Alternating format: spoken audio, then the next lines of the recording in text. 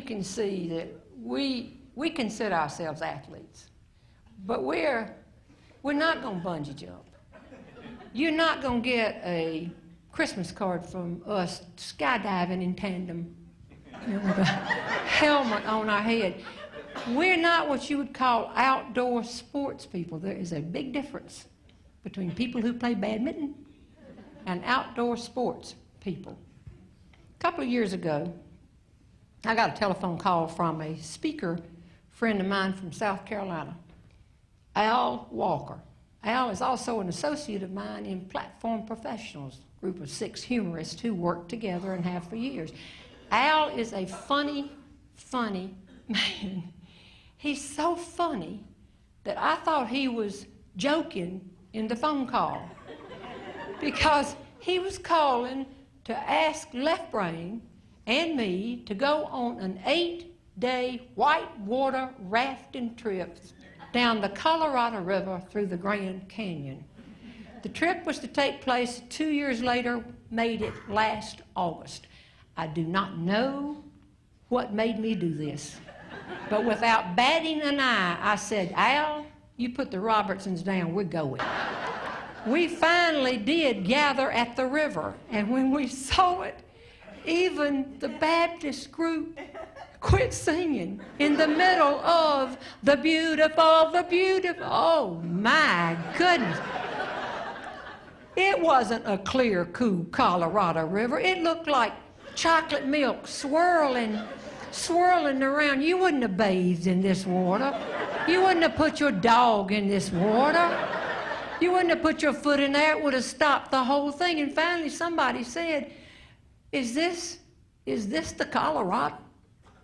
And our guide, Sparky, said, oh, this is it. It's a little muddy now. It's monsoon season. You should have come in June. It's clear in June.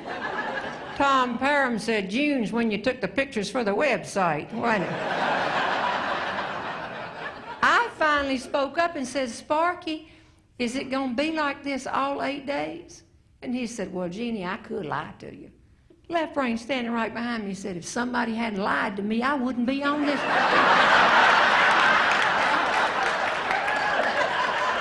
Let me make sure you understand right here. Let's just say, Alan White, you're good. Let's say I got a bucket, and it's full of mud and sticks and bugs. And I fill it with water, and while you're just sitting on the raft catching up on your correspondence, I start swirling this bucket, and I'm watching you the whole time. And when you least expect it, I take the whole bucket and I throw it right in your face. And then while you recover, I start swirling another bucket. And I hit you in the face with this stuff for 8 days when you never know. The first time it hit us, people said, oh my goodness, that was something else, wasn't it? Hand me that towel. This thing messed up my outfit. Hand me that towel.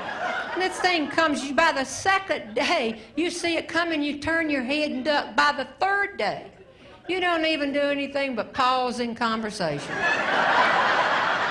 Yeah, our son graduated from Elon University. You just keep right on going. But interestingly enough, that wasn't the only thing that happened. We drew straws, and every so often some people had to sit up in what they call the bucket or the bathtub. This meant you really got it tough. And one time, Left Brain was here, and I was here, and one of our new Baptist friends from South Carolina was right here, and Sparky stopped the raft. And he came up and said, we're getting ready to go over a rapids where you will drop 20 feet. For a few seconds, you will be completely submerged. There are ropes on either side of you. Grasp those ropes. Do not let go. If you let go, you will be swept off the raft, and we will pick you up downriver. And then he left. Left Brain said, what'd he say? He said to hold on. We went down, and have you ever just dropped 20 feet. The water came all over us. We were holding on. You couldn't see any sunlight. And when we came up, I couldn't breathe. I couldn't talk. And I nodded at left brain, I'm alive. He said, I'm alive. And I turned to my new friend on the left. And I said, I don't think I've ever been through anything like that. And she said, you're not a Baptist, are you?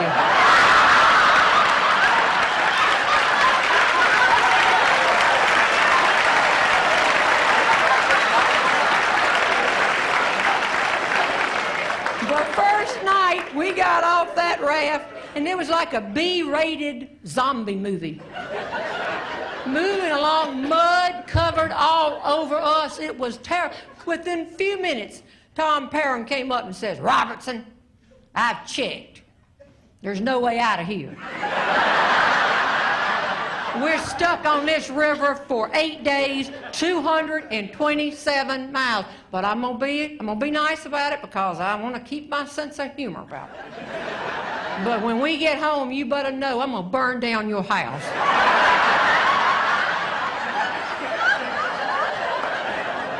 But he was wrong. There is a way out. The National Park Service will helicopter in and get you if you die. Or if you break a leg. And I thought about it. Nothing messy, not a knee or an ankle, but right in here, mid. Left brain said he thought about breaking one of my legs too. But that first night, old Sparky announced they were putting out wine. 45-degree wine, if anybody might be interested. Might be interested.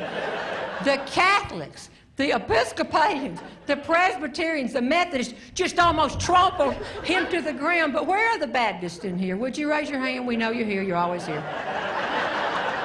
You would have been so proud of your brothers and sisters. They said, none for us. Y'all go ahead. No, that's okay. One of the Episcopalians said, well, thank goodness, there's a whole lot more for us. The second night, they put out the wine. And as they poured it, a couple of the Baptists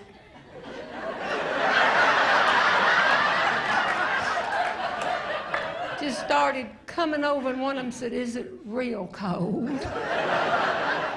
The third morning, we saw the whole choir section huddling with Al Walker. I said, what are they up to? I don't know. They've got a new song, I guess. In a minute, Al took his cup and raked it across the rock and said he had an announcement from the Baptist group.